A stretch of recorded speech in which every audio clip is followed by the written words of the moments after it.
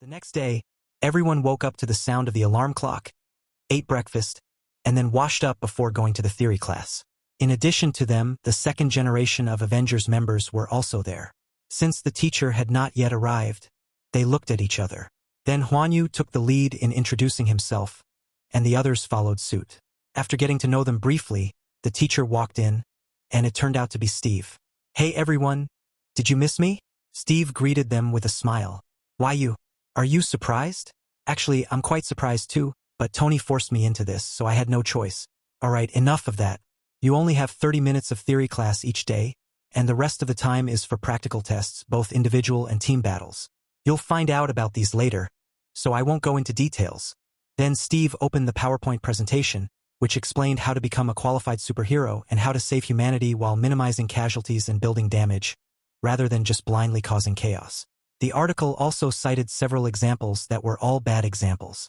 They could have rescued humans with less damage, but instead chose the most outrageous actions. See this example? This is an example from the German Superpower Defense Agency. Their mission was to rescue a mayor who had been captured by terrorists. They could have chosen the simplest way to rescue the mayor and interrogate him alive, but they chose the most reckless approach, which resulted in the mayor being killed and more than a dozen buildings being destroyed. Of course, it is also possible that these superpowered individuals did it on purpose, but who knows? Time flew by, and no one had ever imagined that superheroes could do such a thing.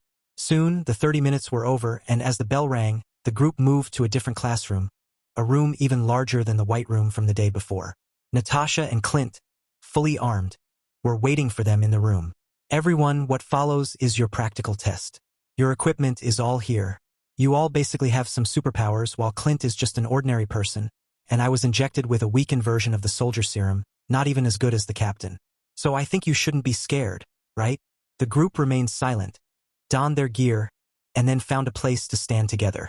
Because you have a large number of people, each of your teams can choose one person to represent you. After all, there are a lot of people, and we can't possibly fight each of you once. That would be too tiring. The two teams exchanged glances, and then the second generation of Avengers sent Quicksilver, while the Defenders sent Daniel Radcliffe. "So, which of you two will go first?" Natasha asked with a smile. Daniel and Quicksilver exchanged a glance. Quicksilver stepped forward, and Clint smiled as he looked at him. "Are you ready?" Natasha asked Quicksilver. The others had already dispersed, leaving the battlefield to the three of them. "Ready." Quicksilver had barely finished speaking when the flow around him began to slow down, and an arrow was slowly approaching him in front of him. The first lesson in combat is that the enemy won't wait for you to be ready. When you're on a mission, you must always be in combat readiness. Seeing Quicksilver dodge his arrow, Clint wasn't surprised at all. Quicksilver then quickly approached Clint, but the moment his hand touched him, a current of electricity shot out, instantly knocking Quicksilver to the ground. However, Clint was also pushed away by him. "You lost, Pietro. Your attack style is all about taking direct action. Don't forget, no matter how fast you are, you can't beat the speed of electricity, can you?" Natasha said, pulling Pietro up. "Remember, the enemy isn't us. They won't give you a chance to fight back. Once you're knocked down, death awaits you. So Pietro, you need to change your habits or upgrade your equipment as soon as possible. Understand?" Pietro nodded heavily, then left the battlefield to Daniel and Natasha. This time, Daniel was smarter. He didn't wait for the two of them to ask if they were ready before he attacked. As a result, Daniel was forced back by Clint's arrows. Then, Natasha swung her hands, and two batons appeared in her hands. After Natasha gently pressed the button, the two batons emitted a crackling sound of electricity. Daniel's expression grew even more serious. The power of his iron fist covered his hands, and he rushed towards Natasha. Enveloped in the power of his iron fist, his fists were not afraid of the electric current. The two exchanged blows continuously, and Daniel, as expected of a child with more than a dozen fighting techniques, forced Natasha to retreat repeatedly. However, Natasha did not panic and continued to counterattack while retreating. Once Daniel and Natasha reached their designated spot, Natasha kicked Daniel in the face. Daniel quickly crossed his arms to block, but the powerful force sent him flying backward. At the same time, 3 arrows were fired, blocking Daniel's position. As the arrows struck Daniel, explosions, electrical crackling, and a sticky substance trapped him. Finally, Natasha placed the baton on Daniel's neck, thus sealing Daniel's defeat in the fight. Before you joined the team, you were all fighting alone, so when you were fighting, you always ignored the existence of your teammates and the enemy's teammates. Didn't you notice that I just retreated to lure you to a specific position? I found out, but I thought I could subdue you quickly, so I ignored it, Daniel explained. So, did you subdue me? This is the second lesson I'm teaching you. Never underestimate your enemies. A moment of carelessness could lead you to utter ruin. Now you, the defenders, are fighting them. You, Phantom Prison and Quicksilver, are not allowed to join, especially you, Quicksilver. Your stamina is too poor. You need to do stamina training. I see. Okay, let's start training. I'll see how your team performs in the competition, and I'll point out your weaknesses one by one. As Natasha and Clint arrived in the stands, their team battle began. However, they were too embarrassed to watch from the start because they were basically fighting their own battles. Even if their opponents were not suitable, they refused to change opponents and just fought to the death. Natasha and Clint began to explain their weaknesses to them, and everyone began to correct their own weaknesses, and their team battles gradually improved. Avengers Base. After a day of training, the Defenders and the second-generation Avengers returned to their rooms, exhausted. They don't even want to eat now. They just want to lie down in bed and fall asleep as soon as possible, especially Quicksilver, whose daily training is to break through his various endurance limits as quickly as possible. Breaking through the limits of endurance is extremely difficult, especially that final shudder just before the breakthrough. It was only after several failures that Quicksilver managed to break through once. Each failure required Quicksilver to rest for a long time.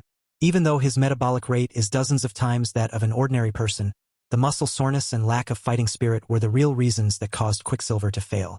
The next day arrived in the blink of an eye.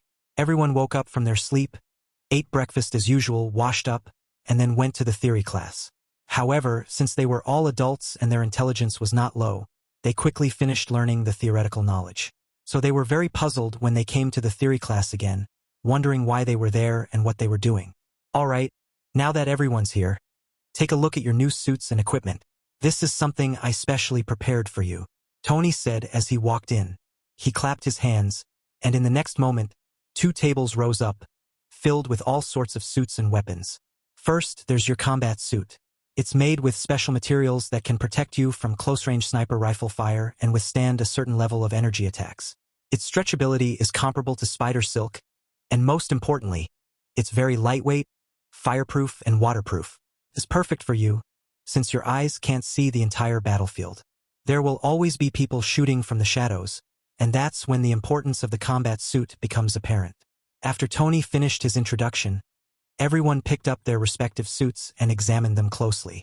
They found that these things were many times better than their own suits. Some of the women, such as Jessica and Wanda, would tug at their suits to make sure that the elasticity was indeed very good before they were satisfied. All right, you can go change into your battle suits now and get a feel for the new ones. If there's anything you don't like, let us know and we'll make improvements. Go on. After everyone changed into their battle suits and appeared, they noticed that the colors of their suits were more subdued and less flashy than their previous ones, which suited them quite well. If you feel unwell, remember to tell us right away. Understand? Tony shouted. Everyone nodded, and then Wanda stepped forward and whispered something in Tony's ear. Wanda's face was flushed, as if it was something embarrassing. No problem. I'll have Pepper help you revise it later, and Jessica's too. Do you guys have any issues? After confirming that there was nothing, Tony began to introduce their equipment to everyone. First was Blade's equipment. Based on his katana, Tony used vibranium to forge 2 katanas for him, along with magic bullets and firearms. Next up is Daniel. Tony bought some impact steel from Li Qingyue and forged it into 2 gauntlets. When not in use, they look like a necklace, but when needed, they transform back into fists that can unleash terrifying shockwaves. Therefore, this demonic metal is also known as impact steel, which suits Daniel quite well. Jessica's fists are the same, made of impact steel. However, because Jessica doesn't like boxing gloves, she changed them to brass knuckles. Daredevil's 2 short sticks were also upgraded, made of vibranium with a little impact steel mixed in. When attacking, they can absorb and store kinetic energy through vibranium, and then release this kinetic energy amplified by impact steel. When not in use, they can be connected again to form a cane. Anyway, Daredevil was very satisfied with the new weapon, and the entire Defenders were also very satisfied with it. Next up are the second generation of Avengers members, starting with Falcon.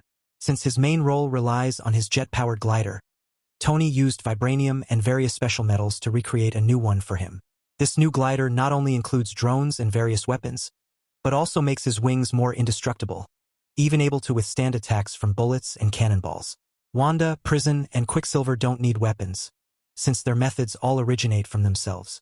It's enough for them to better protect themselves. Finally, there's Black Panther. He doesn't have much to upgrade either, since Wakanda's technology and equipment are far more advanced than theirs. After everyone's weapons and suits were upgraded, Tony led them to an equipment depot provided by S.H.I.E.L.D. After all, the Avengers are an organization under S.H.I.E.L.D., but they only obey orders, not direct commands. Looking at the dazzling array of equipment inside, everyone was overwhelmed. But that's okay. Their training would be related to this equipment from now on. They needed to learn how to use it, as it would allow them to move around more effectively. You guys familiarize yourselves with the equipment here first. Don't touch anything. There are videos explaining it. Take your time to get familiar with it, and we'll start practical combat operations later. After hearing this, everyone could only go to each piece of equipment and start watching the video explanations and learning how to use them. After an unknown amount of time, night fell. Just as everyone was about to go eat, Steve suddenly appeared and told them to take their equipment and come with him. They then arrived at an unfinished building, where they began their combat training. Inside, a pink robot served as a hostage while the other robots were the kidnappers. Their task was to rescue the hostage unharmed without damaging the building. Even the slightest damage would signify the failure of the operation. Furthermore, this was a group rescue operation with all the robots fully unleashed. In addition, there were 3 special robots made of vibranium and 3 of impact steel. They possessed intelligence comparable to humans, and although their actions were rigid, their combat power was not to be underestimated. "Are you all ready?" Steve asked, looking at the members of the Defenders. They nodded immediately, and as the bell rang, the Defenders and the others rushed into the complex. Steve, standing behind them, shouted, "Remember, you only have 30 minutes. This forced them to speed up their pace. After entering the building, the members of the Defenders Alliance first put on tactical goggles. Then, Daniel took out a small bird model, activated it, and threw it outside. The others followed suit, and soon the birds scanned the entire building and transmitted the 3D graphics to their tactical goggles. Looking at the distribution of robots in the 3D graphic, Jessica began to assign tasks to everyone. Daredevil also created a tactical goggles with Tony's help that transmit images directly to the brain, allowing Daredevil to see the location of these robots. After locating the hostage, the group began to act according to Jessica's instructions. At first, things went smoothly, and they disabled the robots with electricity. However, as the robots detected the intrusion, they heard Steve's voice in their ears. "Gentlemen, since the robots have discovered your location, your time has been reduced to 10 minutes. If the hostages cannot be rescued within 10 minutes, they will choose to kill the hostages and blow up the entire building." Upon hearing Steve's voice, they instinctively quickened their pace. But quickening their pace made them prone to making mistakes, and soon they failed. The hostages were killed, and they were defeated by the vibranium robots. This is your first time operating as a group, so it's no surprise that you lost. No one can win every battle, even we have lost before. Moreover, you were too hasty. In your haste, you forgot about operating as a group again, and you didn't even use the equipment we prepared for you. You only used the detectors, and that was it. Since we allowed you to carry this equipment, it means that the equipment is indeed useful. Now it's your turn. Because your side has stronger combat power, I specially modified the robot's data.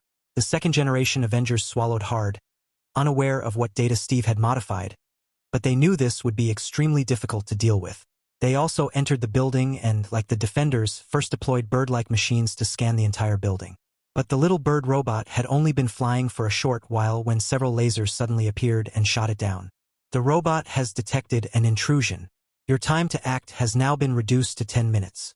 Falcon couldn't help but curse under his breath, then took off outside to share the view with the others. But the robots quickly realized what was happening and started shooting at Falcon.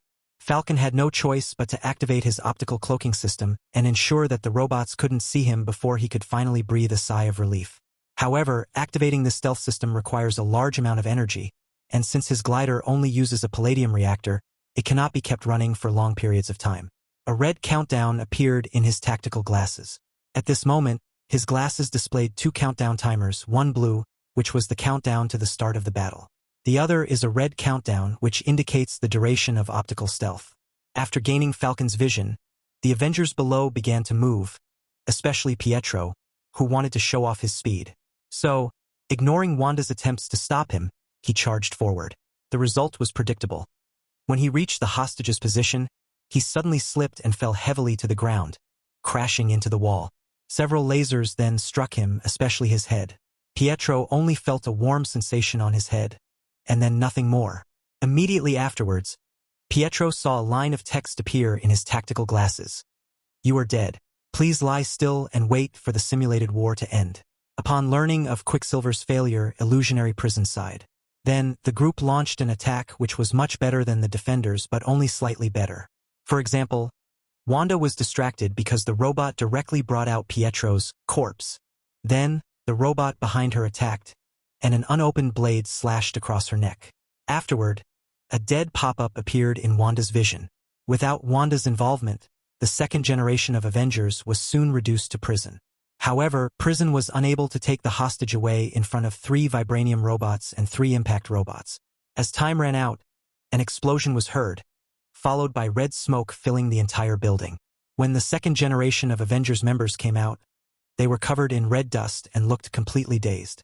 "Not bad, you guys are much better than the Defenders. At least I can tell you're a group. But Pietro, you're still too complacent. To put it bluntly, you're too reckless. What makes you think they don't have a way to control you? You know your video in Sokovia has been exposed. Basically, everyone on Earth knows there's a superhero with incredible speed in the Avengers. Do you think those terrorists would show up if they didn't have a way to control you?" Upon hearing Steve's words, Pietro lowered his head in shame. "Alright, this is your first real-world test after all. I hope you go back and review it carefully to see where the problem lies. Go back and rest." Everyone returned to their rooms. The Avengers and the Alliance were not on the same floor. The Avengers were on the second floor, and the Alliance was on the third floor. Each floor had a common area where they could drink tea, coffee, and chat. Now, the members of the Alliance, after taking a shower and putting on their pajamas, are here to review the day's achievements. Each person says a sentence pointing out all the shortcomings. As a result, everyone realizes that they have so many shortcomings. Then they begin their review. They only returned to their rooms to rest when they felt sleepy. On the same floor downstairs where the second generation of Avengers were located, they were also reviewing their performance. Huan Yu specifically pointed out Pietro's impulsiveness, saying that he would act alone if provoked too easily. Although Huan Yu knew that this was because Pietro was still in his adolescence, he believed that such a personality would really get him killed if he were on the battlefield. Although Pietro was very unhappy, he knew that Illusionary Prison was right. In order to avoid his lecture, he could only nod frantically, indicating that he would not do it again. Huan Yu then let him go and allowed everyone to go back and rest, as the training would become more and more tiring each day. Meanwhile, outside the Marvel Studios, a girl wearing only a thin shirt was huddled in a corner by the entrance, shivering uncontrollably from the cold. Just then, a trash bag blew by in the wind, and the girl quickly picked it up, covered herself with it, and slowly fell asleep against the corner. The next day, Li Qingyue opened the door of the agency and caught a glimpse of the girl in the corner. He quickly went over and put his finger under the girl's nose to make sure she was still breathing. He quickly took out his wand, first to keep the girl warm, and then carried her into the agency. Just then, Jill came out while fixing her hair. Seeing Li Qingyue holding the girl, she couldn't help but ask, "Who is this?" "I don't know either. I just opened the door and found her leaning against the corner, so I carried her in." Jill frowned as she looked at the girl, noticing that she seemed to have been abused, and her eyes gradually turned angry. At this moment, the girl seemed to wake up because of their voices. When she saw Li Qingyue and Jill, 2 strangers, she quickly struggled to jump off Li Qingyue's arms. "Don't be afraid. Brother is not a bad person. Why are you sleeping at my door? Brother, are you the owner of this firm?" "Yeah, what's wrong?" "I want to post a commission," the girl said, pulling out a wad of loose banknotes. "What commission?" "Kill Luke Cage," the girl said seriously. "Why did you kill him?" Li Qingyue then asked. "I don't know either. My sister told me to come, and she said I should take off my clothes for her to see," the girl said in a childish voice. Upon hearing this, Jill and Li Qingyue seemed to have figured something out. Suppressing their anger, Jill led the girl to the bathroom, took off her clothes, and looked at the burns on her body and the marks below. She understood what had happened. Was your sister also assaulted by her? Violation? My sister seems to have used that word. It wasn't just us, but other sisters and cousins were also violated. Looking at the girl's innocent face, Jill felt a pang of heartache. She forced a smile and said, "Are you hungry? Let me get you something to eat. Okay? But sister, I have no money left." "It's okay, it's free." The little girl nodded, and then the two of them came out.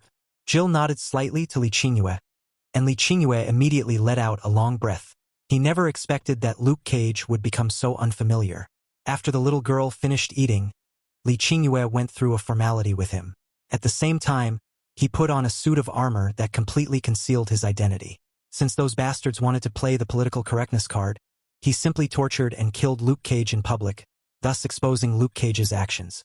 After finalizing the plan, Li Qingyue contacted Coulson and asked him to send him the video of Luke Cage's misbehavior. At the same time, he went online to get Luke Cage's schedule, confirmed his location for the day, grabbed his things, changed into his battle suit, and set off. However, since it wasn't the right time yet, Li Qingyue went up to the clouds to enjoy the sun until a large number of people appeared below. Then Luke Cage appeared. Luke Cage is now like Homelander, seemingly a superhero who does good for the world, but secretly a devil. Luke Cage wasn't like this before, but he was tempted too much and is now completely unrecognizable.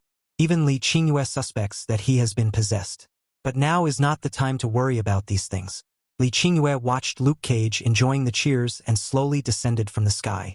At this moment, the ordinary people below also noticed Li Qingyue. Not only him, but even Luke Cage noticed him. "Who are you?" Luke Cage asked, looking at Li Qingyue. Li Qingyue didn't speak, but pressed the button on his phone. Gaia immediately received the message and put the videos of Luke Cage's indecent acts on the big screen. However, these videos were all censored. In these videos, Luke Cage was basically shown in dozens of Photoshop images, and some of the girls were clearly around 10 years old just by looking at their figures. The ordinary people below were stunned, never expecting that their favorite superhero would be like this. "Come down here if you dare," Luke Cage shouted angrily. As he wished, Li Qingyue came directly in front of him. Upon seeing this, Luke Cage rushed over and threw a punch filled with rage straight at Li Qingyue's head. However, to his surprise, this punch, which could have shattered a steel plate, could not shake Li Qingyue. Looking into Li Qingyue's cold and ruthless eyes, Luke Cage's eyes showed a hint of fear. He began to attack Li Qingyue even more frantically, but he was completely unable to shake him. Finally, his fist was grabbed by Li Qingyue. As Li Qingyue gradually exerted force, those who were close could hear the sound of bones cracking. "Ah!" Luke Cage screamed in agony, and then Li Qingyue pulled hard, tearing Luke Cage's hands off. "You've changed a lot. You're no longer the Luke Cage I knew, but it doesn't matter. I hope you'll be more careful in your next life. Don't kill me. I have so much money. Please, don't kill me. I still have women. I can have any woman you want as long as you spare me," Luke Cage cried, kneeling on the ground. But Li Qingyue couldn't bear it any longer. He suddenly waved his hand, and everyone saw a blue streak of light flash across Luke Cage's neck before his head fell off. After killing Luke Cage, Li Qingyue left immediately, leaving behind only a dazed ordinary person and Luke Cage's agent. Back at the office, Li Qingyue saw the little girl leave with a woman. If he wasn't mistaken, this woman was the older sister the girl had mentioned. It didn't matter since they had already dealt with Luke Cage, that cancerous tumor. "Poor child," Jill sighed, watching the girl's retreating figure. "No one expected that such an upright person could be corrupted like this," Li Qingyue said helplessly. "Yes, that's why you shouldn't become like him, understand?" "New." Just as the two were flirting, golden light appeared on the bulletin board again, followed by two otherworldly requests. "Kong on Skull Island. Please help Kong kill all the skeleton crawlers. Upon completion of the mission, you will receive 100,000 points, 1 temporary staff recruitment order, and 1 silver recruitment order. The boys, defeat the Super 7.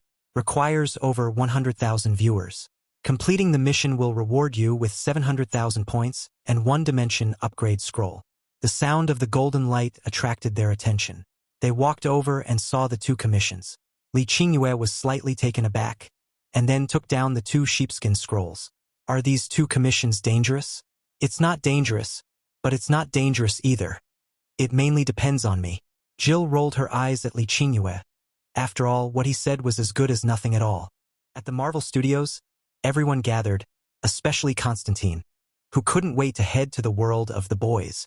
After all, completing this mission would grant him a dimensional upgrade scroll, which would be extremely useful to him. Boss, which world should we go to first? Constantine asked. Let's go in order. We'll go to the world of Kong Skull Island first, but not immediately. Walter, go and prepare the blood orchid extract. This stuff will be very useful to our world. It's very useful. Is this world really about animals being the dominant species? It's not that animals are the dominant species, but rather that in that world, there lives a type of enormous animal called Titan. So I think this blood orchid extract should be useful to them as well. I see. Okay then, I'll just have to stop the amount of those magical creatures. I'll probably get about 10 tons. 100 tons. King Kong is now about 30 meters tall and weighs about 400 tons. 100 tons of blood orchid should be enough. That's enough. Is the improved NZT suitable for animals? I have done experiments. Animal brains are too small and have a different structure than human brains, so they cannot take it. Evolved animals can take it, but the problem is that it will waste a lot of the drug's potency and will also cause dependence. I understand. Then just bring the blood orchid extract. Okay. I'll go get ready. Constantine, on the other hand, was itching to quickly complete the world of Kong Skull Island and then head to the world of the boys as soon as possible. Li Qingyue also noticed it, but remained silent. Connor, are you there? Naya poked her head out and asked. Naya, what brings you here? Connor walked over and led her inside. Constantine left with a dark expression.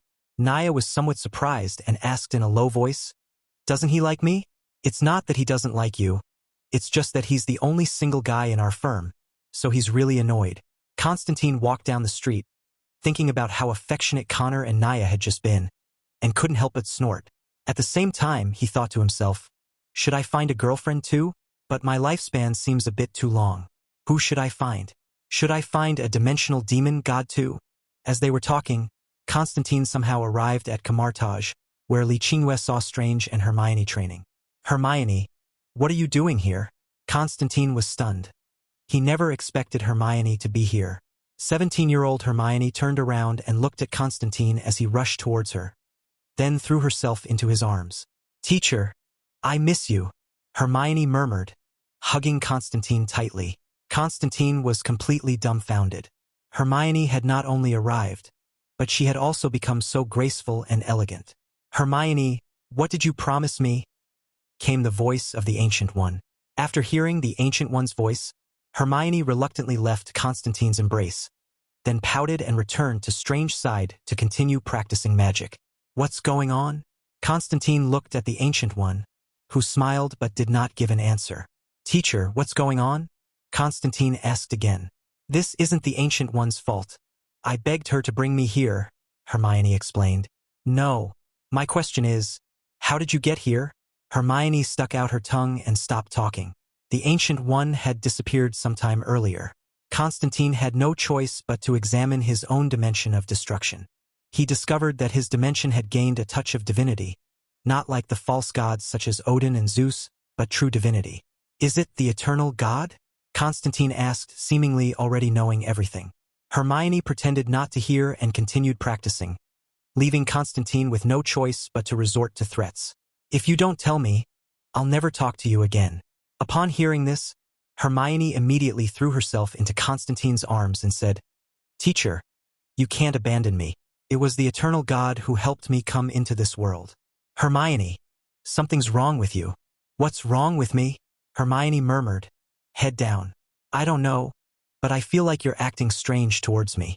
Hermione seemed lost in thought. As Constantine was about to leave, she took his hand and whispered, Teacher, I like you. Constantine froze, as if struck by lightning. He never imagined that Hermione's feelings for him were like this.